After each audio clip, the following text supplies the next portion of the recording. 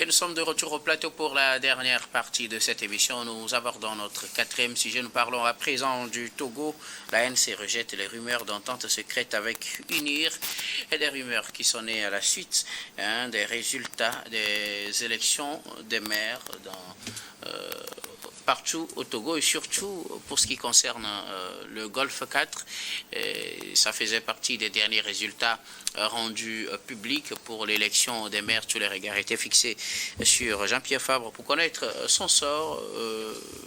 Selon certains observateurs, le nombre de votants pour le président de l'ANC était largement, c'est bien évidemment largement supérieur au nombre d'élus de l'ANC, était l'expression, selon ces observateurs, qu'il y a eu une entente entre l'ANC et le parti UNIR, ce qui a suscité une réaction du porte-parole de l'ANC, Éric Dupuis, et qui est revenu largement sur la situation. Selon lui, il n'y a jamais eu d'entente secrète avec l'UNIR. Peut-être qu'il y a eu des discussions avec d'autres partis, notamment le mouvement Tovia, mais pas avec UNIR. Nous en parlons avec nos invités, vous le savez, chers invités, pour le quatrième sujet. La parole est à qui veut la prendre en premier pour ces observations. Pour la plupart des observateurs, Jean-Pierre Fabre ne devrait pas être élu reconduit en tant que maire du Golfe 4.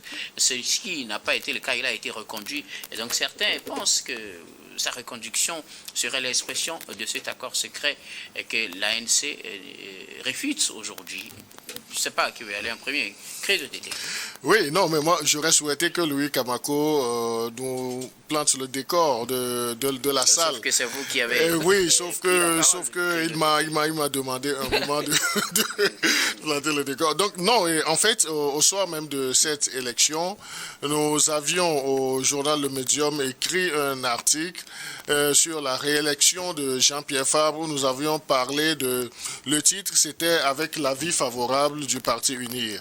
Et le mardi dernier, nous nous sommes interrogés. Est-ce que réellement il n'y a pas eu une passation de marché entre UNIR et ANC et d'autres partis politiques afin que ce score, la réélection même de Jean-Pierre Fabre, si nous voyons le suffrage des urnes, donc ça fait 22 sur 23, donc il y avait eu un bulletin nul, que ce soit pour la première adjointe qui est également de l'ANC, donc c'est 21 sur 23. Donc c'est un score que l'ANC ne pourrait jamais avoir si, selon ça, ce sont des années, que l'ANC ne pourrait jamais avoir s'il n'y a pas eu un consentement ou bien un consensus ou bien un accord, des négociations, flux de négociations avec le parti au pouvoir. C'est justement là où il y a le problème, puisque pour l'ANC, le fait il est clair que les élus du parti UNIR ont voté pour l'ANC. Sur cette question, il n'y a pas de contestation, mais c'est que ce soit sur la base d'un accord qui ne fait pas l'unanimité. Pour l'ANC, il n'y a jamais eu d'accord, c'est eux qui ont décidé de soutenir l'ANC. L'ANC n'a jamais demandé cela. Si je peux reprendre en 2 mots, c'est ce qu'il a dit. Oui, d'abord, même s'il faut se prononcer sur la sortie de M. Dupuis, le chargé à la communication de l'ANC, je dirais que c'est une mauvaise sortie. Donc l'ANC n'avait pas à se jeter sitôt à l'eau. C'est eux qui décident de communiquer sur je n'en disconviens pas, je n'en disconviens pas, et nous pouvons également analyser la stratégie de communication, et je suis justement dans ce rôle. Donc, si réellement il n'y avait pas eu cet accord, vous savez, l'ANC est un parti qui a toujours une certaine hostilité avec des critiques sur ses actions. Donc, faut-il pour autant laisser les critiques et quand on pense qu'elles ne sont pas fondées? Je ne m'inscris pas dans ce sillage aussi, mais on a vu lorsqu'il s'agit de critiquer d'autres partis, donc on voit l'aisance avec laquelle l'ANC joue ce rôle-là. Donc là, pour moi, la sortie de M. Dupuis était inopportune parce que ça vient beaucoup plus exposer le parti. Mais est-ce que vous pensez réellement que s'il n'y avait pas eu, disons, l'accompagnement du parti UNIR, tout d'abord, est-ce que Jean-Pierre Fabre serait le seul candidat positionné au poste de maire? Et parce que le parti UNIR a même des alliés au sein de ce conseil, au sein de ses conseillers. Donc le parti UNIR, si le parti UNIR voulait démonter Jean-Pierre Fabre, donc ça serait comme une lettre à la poste. Alors, sûrement. Donc c'est là où nous disons, est-ce qu'il n'y a pas des soupçons de négociation? Maintenant, à écouter le chargé de communication de UNIR lorsqu'il nous parle de l'ANC, vous voulez dire? De l'ANC avoir pris langue avec Tovia. Donc Tovia, on sait que c'est le patron de Tovia, c'est le ministre Gomado qui a été chassé de l'ANC juste parce qu'il est parti à la gouvernance du pays, il est rentré dans le gouvernement. Cela n'a pas apparemment empêché l'ANC de reprendre langue avec lui. Oui, et dans quelles conditions? Dans quelles conditions? Selon nos informations, moi, il y a eu 2 rencontres et puis ça n'a pas été facile. Est-ce que vous pouvez imaginer, lorsqu'on met Tovia dans le même vase que les partis alliés au parti UNIR, est-ce que vous pensez que Tovia va se prononcer sur un soutien à l'ANC assez facilement? Donc nous disons sûrement qu'il y a eu passation de marché, il y a eu l'avis favorable du parti UNIR pour la candidature. Sinon, UNIR aisément, ayant, disons, les coudées franches, pouvait positionner quelqu'un contre Jean-Pierre Fabre. Si UNIR ne l'a pas fait, même à la dernière minute, si vous avez suivi la session, façon l'ambiance était crispée. Oui, donc ça a été une délivrance même pour Jean-Pierre Fabre et pour sa vice-présidente que UNIR n'ait pas positionné des candidats contre eux. Justement, sur le fait, c'est clair, si UNIR avait positionné un candidat, peut-être on ne sait pas qui aurait gagné, mais le résultat ne serait pas ce qu'on a connu, ça c'est clair. Maintenant, la question c'est de savoir, est-ce que le fait que des élus de UNIR aient voté pour l'ANC veut dire que l'ANC a sollicité UNIR. C'est en fait ça le problème. Je repose la question, est-ce que selon vous, les élus de UNIR pouvaient logiquement voter l'ANC s'ils n'avaient pas reçu des consignes? Alors, je relance une autre question. Est-ce qu'il n'est pas possible que l'UNIR décide pour peut-être avoir une certaine configuration politique, surtout pour certaines mairies qui sont les mairies les plus en vue aujourd'hui, de laisser la main à un opposant sans avoir pris d'entente, d'accord secret ou d'entente secrète avec ce parti avant le jour? Non, je voudrais préciser en retour que nous sommes en politique, nous ne sommes pas en catéchèse, donc nous ne sommes pas en religion. Et que rien n'est gratuit. Rien n'est gratuit et en politique, c'est vrai qu'il y a des calculs. Est-ce que on peut dire que UNIR a sciemment fermé les yeux pour laisser Jean-Pierre Fabre prospérer encore? Est-ce que ce n'est pas une piste aussi à explorer? Non, une piste, c'est plausible. Mais disons que dans l'acharnement ou bien l'obsession pour l'ANC d'avoir cette réélection amènerait sûrement l'ANC à prendre langue, pas seulement avec d'autres partis de l'opposition, mais à dérouler le tapis avec UNIR. Donc c'est pourquoi moi je maintiens avec l'avis favorable du parti UNIR, il y a eu passation de marché. Merci beaucoup à vous. Credo TT, alors je ne sais pas qui veut aller à la suite de Credo pour ses analyses. Robert Kosigan veut y aller. Introduit M. Kamako. Non, c'est celui qui veut prendre la parole, qui se prononce. On ne désigne pas son prochain, s'il vous plaît. Ça se joue finalement entre Louis Kamako et Robert Kosigan à côté. Le volontaire pour la suite. Non, mais je crois que, comme il a dit, moi j'ai retenu un mot-clé dans l'intervention de M. Tété quand il dit qu'il y a soupçon de négociation. J'aurais peut-être aimé qu'on se statue, bien qu'on épilogue un peu sur ça, parce que jusque-là, rien ne nous dit qu'il y a une négociation ou pas. C'est pour cela, c'est en cela que je trouve la sortie de M. Dupuis salutaire. C'est une sortie pour moi qui vient dissiper justement les doutes. Pour Credo, il ne fallait pas qu'il fasse cette sortie. Non, mais sortie. pour moi, c'est plutôt le contraire. C'est une sortie à laquelle beaucoup d'hommes s'attendaient et heureusement que ça s'est fait aussitôt. Et donc, parce que quand vous voyez un peu ce qu'il a dit aujourd'hui, je crois que les faits sont là, on peut les vérifier. Et moi, on a toujours l'habitude de le dire que c'est le menteur ou bien c'est celui qui ment, qui dit que son témoin est au bout du monde. Éric Dupuy a parlé, il a énormément cité les militaires, ou bien il a énormément cité les militants. Les militants, il a énormément cité les militants du parti au pouvoir. Donc ça veut dire qu'aujourd'hui, cette information-là, on peut facilement la vérifier. On peut confronter les deux mouvances ou bien les deux partis politiques aujourd'hui. On peut, si vous voulez, faire ce jeu. On n'est pas au tribunal. On pourra se renseigner, en tout cas, vérifier certaines informations. Oui, justement, pour donner la vraie information au peuple togolais, pour qu'il n'y ait pas d'amalgame, pour qu'on ne continue pas justement pour, en fait, semer des troubles, en fait, dans la tête des Togolais. Et parce que, quand vous voyez même la manière dont le processus s'est déroulé, pour moi, je suis tenté de vous dire qu'il peut ne pas y avoir un accord, il peut pas y avoir de négociation secrète comme vous le dites. C'est vrai que au sorti du scrutin, c'est pas moi qui l'ai dit. Hein. Au sorti du scrutin, comme vous voyez, c'est unique dans le Golfe 4 spécialement, uni en tête avec 6 conseillers municipaux, suivi de l'NC qui s'en est sorti avec 5.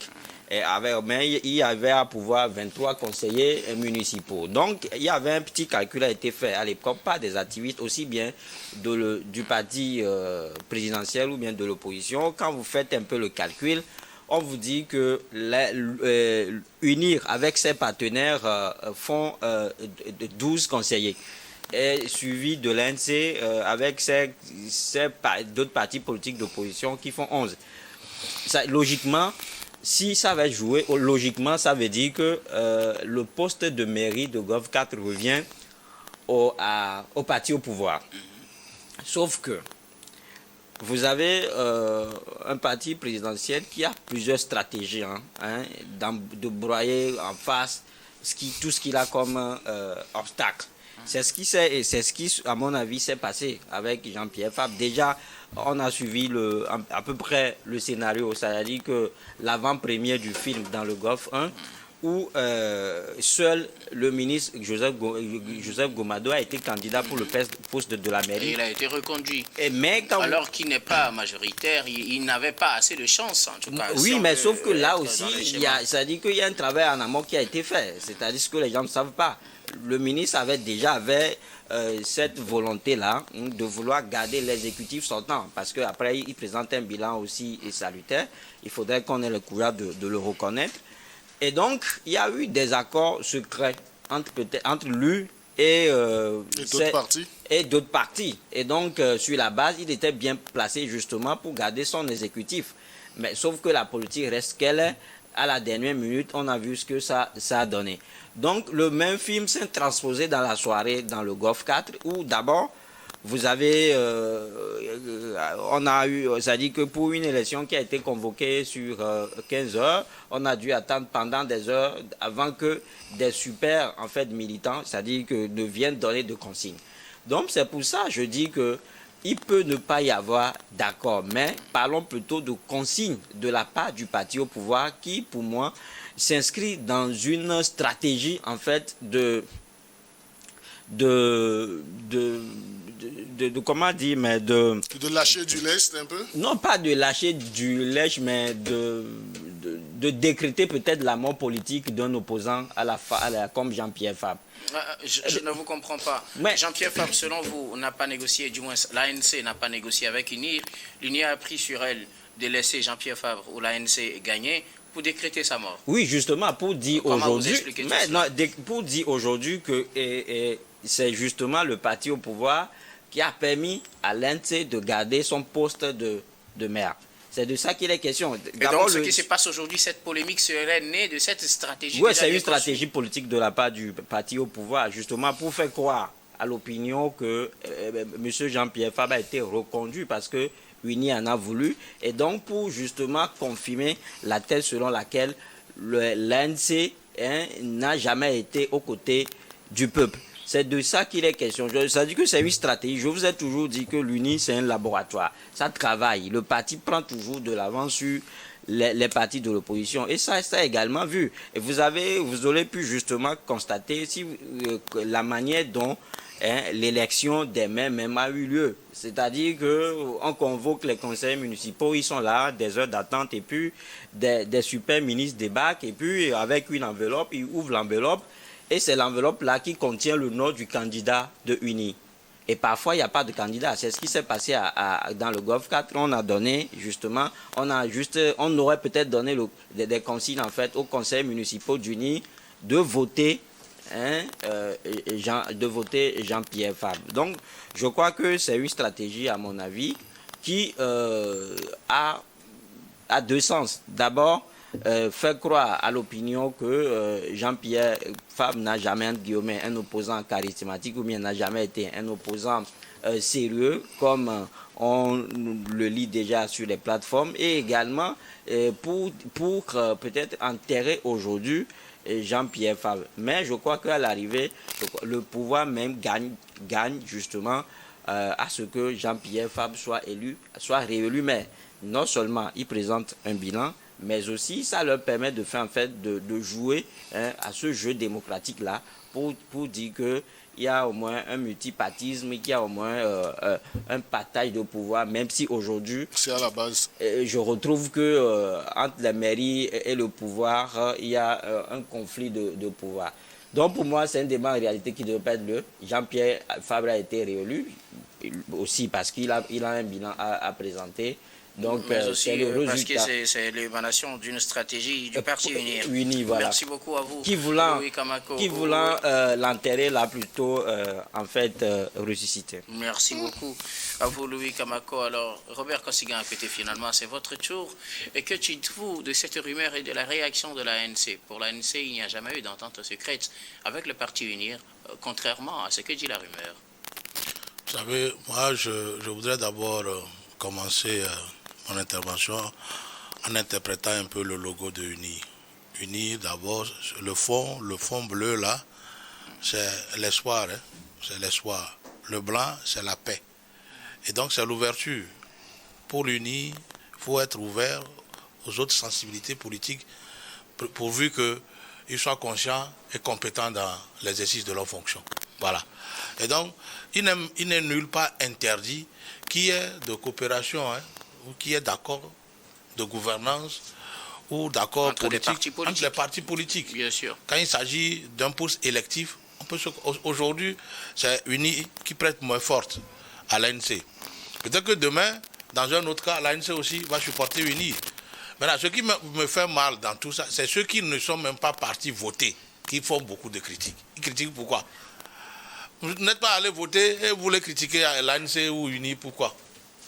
Vous n'avez pas participé au jeu électoral. Oui, vous n'avez pas droit à critiquer. Voilà. Vous reviendrez sur cet aspect, mais permettez, Robert Kosigan à côté, on va revenir au sujet même. C'est tout à fait normal c'est tout à fait normal que UNI fasse l'ouverture. Ce n'est pas seulement initiée uniquement par UNI ou bien à la demande de l'ANC selon Non. L'UNI, je vous ai dit, UNI, c'est un parti d'ouverture. Prenez même retournez, questionnons l'histoire. UNI a fait nommer au poste de Premier ministre dans ce pays des opposants de carrure. Des opposants radicaux. UNI a pris soin de les nommer au poste de Premier ministre. Ça n'a rien gâté, c'est plutôt l'ouverture. Il faut être ouvert à son adversaire politique. Ils ne sont pas des ennemis. Vous parlez de l'ANC, même si l'ANC, moi je dis ce que j'ai vu. Je n'ai pas vu unir et ANC autour d'une table pour une négociation. Si je le déclare ici... des analyses. Non, mon analyse doit tenir compte des réalités. Okay. Pour ne pas être invité demain par la DPJ. Moi, je ne fais pas ça. Mais allez-y, continuez votre analyse. Mais permettez à Kosigan de continuer ses analyses. Vous avez déjà parlé, mais laissez-moi parler. Donc, moi, j'ai dit une chose. La DPJ a bien fait. Entre UNI et l'ANC, aucune loi ici au Togo n'interdit que les deux ne puissent négocier quand il s'agit d'un poste électif. Voilà. Donc moi je dis, c'est de bonne, même s'ils ont négocié, c'est de bonne guerre. Mais ce qui m'agace dans cette affaire, ceux qui n'ont même pas pris le choix de s'inscrire sur la liste électorale, c'est eux qui ont pris cette affaire sur eux pour dénoncer l'ANC ou UNI. Alors s'ouvrir à un parti politique, ça existe dans la politique. Ça existe dans la politique. Ce n'est pas un fait anodin ou un fait interdit qui est contraire à la loi électorale au Togo. Pas du tout. Alors l'ANC est libre de négocier son poste de maire avec UNI, ou comme UNI peut lui faire ouverture, ne serait-ce que pour lui permettre d'accéder à ce poste, si UNI trouve qu'il est compétent, qu'il est travailleur et que son bilan est bon. Point, c'est tout. Voilà. Je ne sais pas pourquoi on critique ça ici.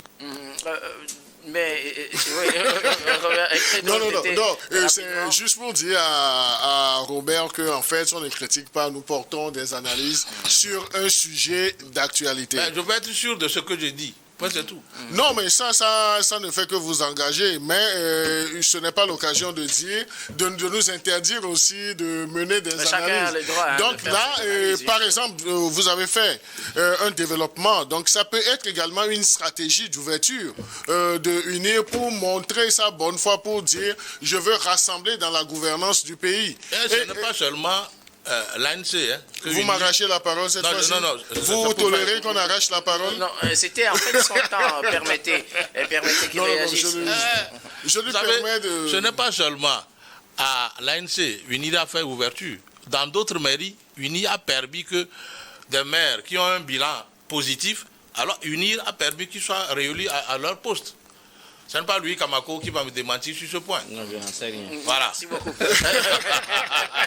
Non, je voudrais ajouter même que dans certaines communes, UNIR, bien qu'ayant les coudées franches pour arracher la mairie, a laissé même d'autres partis de l'opposition prendre le premier poste de maire. Donc, c'est dire que, en fait, on peut aller dans une analyse. C'est vrai également, ne nous leurrons pas, ne nous trompons pas. Jean-Pierre Fabre ne pourrait pas avoir ce poste-là s'il n'y a pas eu une bonne foi ou bien une manifestation d'une bonne foi de la part du parti UNIR. S'il y avait des velléités, le parti UNIR aurait positionné quelqu'un. Donc, on ne s'est pas retrouvé dans ce schéma. Mais tout en privilégiant la piste d'ouverture, il faut dire également, c'est pourquoi dans mon premier développement, je disais qu'il ne faudrait pas qu'on assimile la politique à une séance ou bien une session de catéchèse. Donc, on n'est pas venu, ce n'est pas le pasteur ou bien le curé qui va faire l'évangile ou bien le sermon et puis tous vont boire. En politique, tout est possible. En politique, tout est possible. On peut faire des alliances sur des points et demain défaire ces alliances-là. Mais l'autre lecture que moi je fais, vous savez, avec ce qui s'est passé entre l'UFC et le RPT, qui est devenu aujourd'hui UNIR, et avec toutes les vagues de dénonciations portées par des politiques, dont certains de l'ANC. Donc là, la sortie de M. Eury Dupuis voudrait à ce qu'on ne prête pas d'intention à ce parti. C'est un rôle aussi qu'ils ont essayé de jouer. Mais il ne revient pas aujourd'hui, même si c'est UNIR qui a facilité la chose. Ne vous attendez pas à ce que UNIR aussi monte sur les antennes pour dire M. Dupuis a menti sur tel point. Lorsqu'on a cette sagesse politique, il y a des choses sur lesquelles on ne se prononce pas. Et vous savez, il y a également un proverbe qui dit qu'au mot de la société, il y a deux remèdes, le temps et le silence. Attendons de voir. Merci beaucoup à vous tous pour vos contributions. Effectivement, le temps nous permettra de mieux voir dans cette situation, quoi qu'il en soit. Chacun a sa part de vérité. Nous allons clore cette émission avec un dernier tour de table. Ce sera pour vos mots de fin sur un sujet de votre choix. Je recommence par vous, Robert Kosigan-Pété. Non, je voudrais attirer l'attention de la population togolaise, surtout les jeunes et les femmes qui portent des grossesses, d'utiliser les moustiquaires. C'est très important parce que nous sommes en période pluviale, semée de période de chaleur, ce qui favorise alors la reproduction des moustiques. Il faut que nous dormons sous les moustiquaires pour faire un peu d'économie et ne plus aller à la pharmacie ou à l'hôpital. Merci beaucoup. C'est important. Robert Kosigan-Pété, vous êtes analyste politique et président de l'AJD Alliance Jeunesse Développement. Merci d'être passé sur ce plateau. Merci Niwa TV, merci Enyo. Prochaine prestation, j'invite tout le monde pour venir savourer et remercier Dieu. C'est dans un an encore. Dans un an, que Dieu nous prête. Merci beaucoup à vous, Robert Kosigan-Pété. Louis Kamako, vos mots de fin. Non, je voudrais rester un peu plus sur le sujet pour dire que pour évoquer la bonne foi, c'est-à-dire que quand il n'y a pas de bonne foi de la part du parti au pouvoir, je m'inscris un faux. C'est plutôt une stratégie politique d'anéantissement qui malheureusement c'est mal tourné. Ça s'est mal tourné parce que le résultat auquel l'UNI s'attendait n'a pas été atteint. Donc aujourd'hui, Jean-Pierre Fabre a été élu.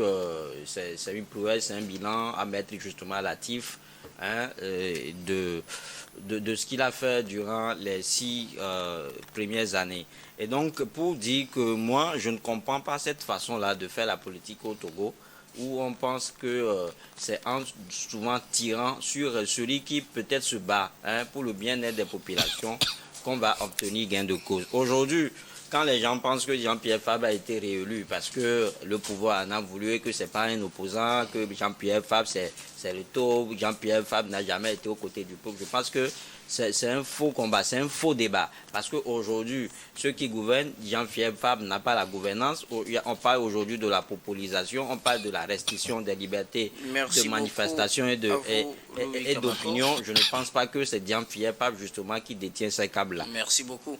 Louis Kamako, vous êtes journaliste et analyste politique. Merci d'être passé sur ce plateau. Merci à vous aussi de m'avoir invité. Merci beaucoup. Credo Tété, vos mots de fin. Oui, non, je voudrais juste dire que Jean-Pierre Fabre et son parti sont des acteurs politiques. Souffrir qu'on puisse porter des analyses sur les actions politiques de l'ANC et de Jean-Pierre Fabre, mais ne nous aventurons pas sur des questions, des sujets d'attaque personnelle. Donc je ne m'inscris pas dans cette logique. Et également, Jean-Pierre Fabre n'est pas blanc que neige, donc le parti ANC n'est pas blanc que neige. Donc ce sont des partis qui peuvent faire également des erreurs comme les autres partis, qui peuvent, vu la situation de l'heure, et prendre certaines décisions qui vont les aggraver. Et je souhaite bon vent à Jean-Pierre Fabre parce que à son premier mandat, il a fait du bon boulot en tant que maire. Donc on lui souhaite plus de succès avec son équipe. Et je me réjouis qu'il n'ait pas laissé sur le carreau sa première adjointe, maître Isabelle Amegavi, l'amie personnelle de Louis Kamako. Merci beaucoup à vous. Credo Tété, vous êtes journaliste et analyste politique. Merci d'être passé sur ce plateau. C'est moi qui vous remercie. Nous disons également merci à toutes les équipes techniques et rédactionnelles qui nous ont aidés à préparer et à présenter cette émission. Merci beaucoup à Pierrick Obanikwa à la réalisation, à Florent Ekoué à la diffusion. Merci à Rebecca Vessou et Stéphane Kouono à la caméra et surtout à vous, très chers téléspectateurs, de nous avoir suivis. C'est la fin de ce numéro de Regard Croisé. Je vous retrouve demain avec le même plaisir pour un autre numéro.